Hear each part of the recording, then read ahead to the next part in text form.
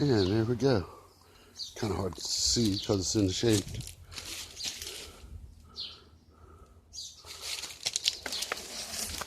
This was a chair that my brother made. Back in the day, he makes these for going to festivals, music festivals and stuff. And it was looking pretty rough, pretty raw. Could use another coat, really. But we'll let that one dry in good. And then I'll throw another coat on her. But it unfolds and stacks into itself. So it makes it really convenient for taking places. Beautiful. I might use the inspiration and make a few of them for around the fire pit. It's going to be awesome for the fire pit.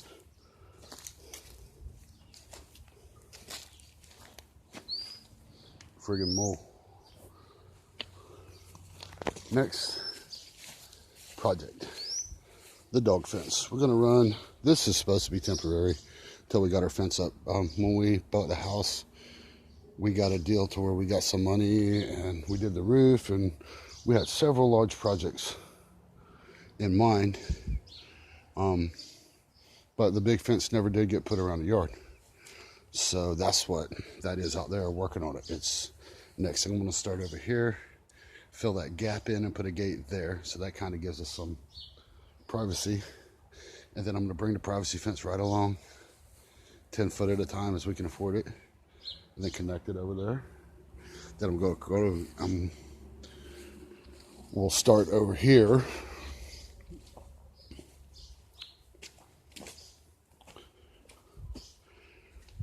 I'm going to run on the other side of the house there, all the way out to that road.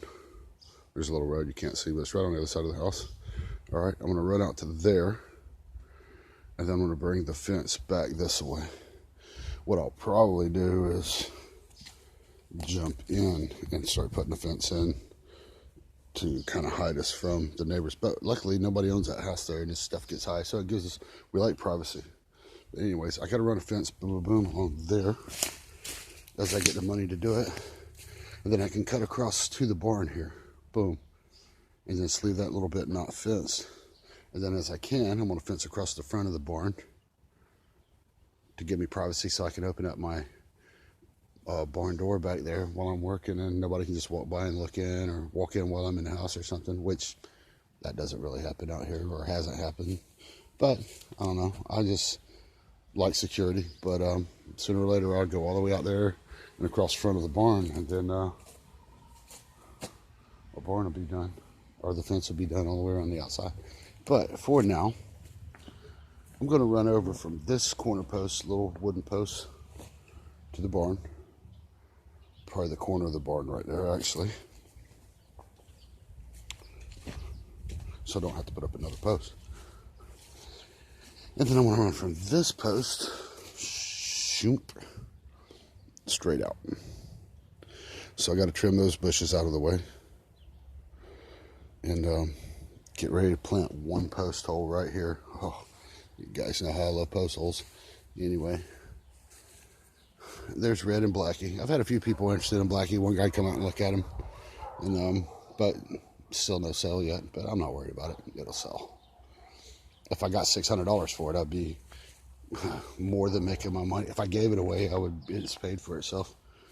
So, but I'm not worried. There's a lot of those for sale out here right now. You can get a pretty decent deal on them. I've seen them everywhere from $500 to $5,000. So I'm asking 15 for that. I only paid 13 for it when we moved out here and drove it for a year back and forth to Tacoma. So the Jeep is paid for itself. I was going to set it up for the woods, but this bad boy's already set up for the woods, and it's much nicer for Kenny to ride in. So it doesn't need near the work the other one does to get in the woods. This one's already lifted. It's got a straight 6 in it. It's a beast. It's a great ride, and the body is perfect on it except for that one ding right there in the fender. The rest of it's perfect. There's no rust. None of that kind of bullshit. The guy working on it was kind of an idiot, but you know, that happens. Anyways, so I'm gonna get out here and trim some of them bushes out of the way and get the fence going. Stay safe, guys.